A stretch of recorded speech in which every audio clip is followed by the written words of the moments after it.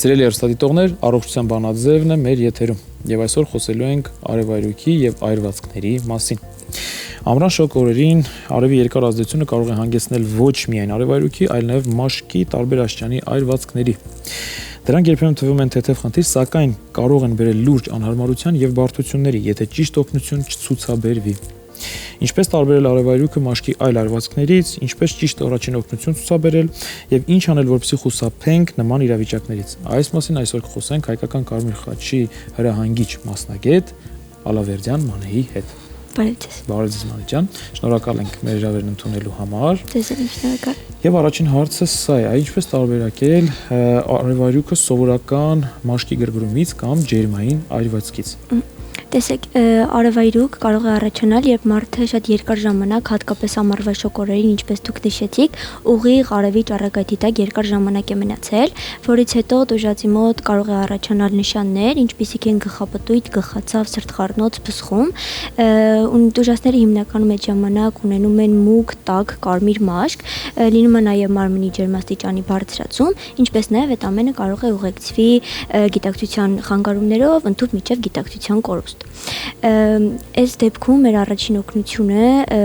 լինելու է, որ տուժածին պետք է տեղափոխենք ավելի ստվերոտ եւ զով վայր, ինչպես նաեւ խորհուրդ է տրվում տեղադրել պարանոցի, թևատակերի եւ աճուկների շրջանում սառը թռչոցներ,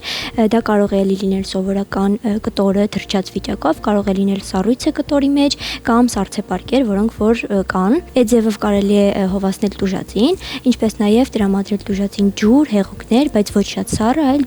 սենյակային ջերմաստիճանի։ Իսկ ինչ վերաբերում է այրվածքներին, ջերմային այրվածքների, իրանք արդեն տաք առարկաներից առաջացող այրվածքներն են։ Մեր դեպքում արևայրուքին քիչ ճառագայթային այրվածք է համարվում։ Ջերմային այրվածք է։ Այո, ճառագայթային այրվածքի ենք համարվում ու հիմնականում լինում է մագերեսային վիճակով։ Մենք որպես առաջին օգնող տարբերակում ենք այրվածքի խորության 3 խորություն՝ մագերեսային, միջին թափանցող եւ խորը թափանցող։ Ճառագայթային այրվածքի ժամանակ հիմնականում տուժածներն ունենում են մագերեսային այրվածք։ Այդ պարագայում ուղղակի սառեցումը բավական է, եթե տուժածը գիտակից վիճակում է։ Երբ ենք համարում, որ արևայրուքը արդեն իսկ այրվածք է, այն էլ միջին կամ ծանր աստիճանի, եւ երբ է անհրաժեշտ դիմել բժշկին։ Տեսեք, բժշկի անհրաժեշտ է դիմել այն պարագայում, երբ տուժածը արևահարումից հետո անմիջապես կամ ժամանակի ընթացքում գիտակցության կորուստ է ունեցել եւ դարձել է անգիտակից, այդ պարագայում անպայման դիմում ենք բժշկական օգնությանը, բժշկական միջամտությանը։ Մնացած դեպքերում արդեն, եթե մեր սառեցումները չի օգնում, տուժածը արդեն շատ ցավ է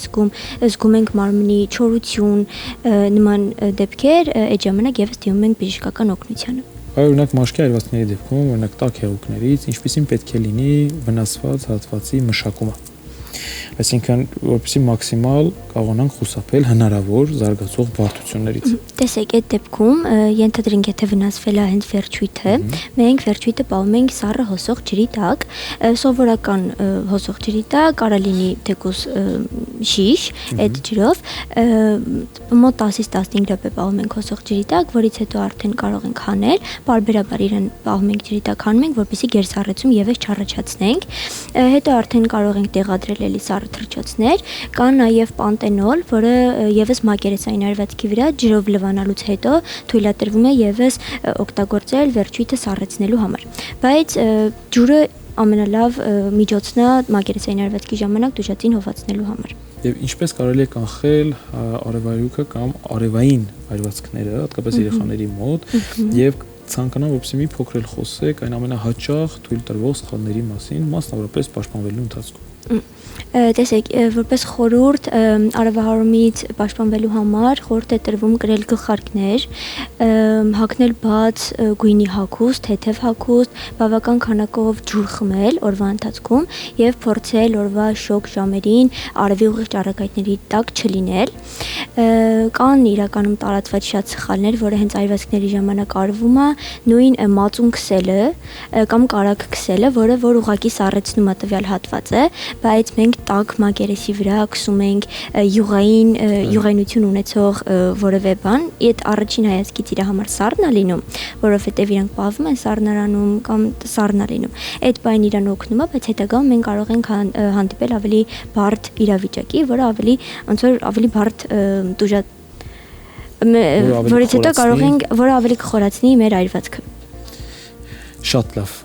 Մանե, շնորհակալ եմ շատ կարևոր ինֆորմացիայի եւ հետաքրքիր զրույցի համար։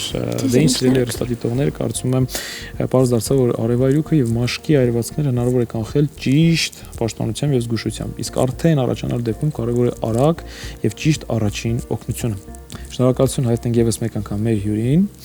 Սիրելի հեռուստադիտողներ, հոգ տարեք ձեր մաշկի առողջության մասին եւ եղեք պաշտպանված արևի վնասակար ազդեցությունից։ Իսկ մենք շարունակում ենք մեր հաղորդումը։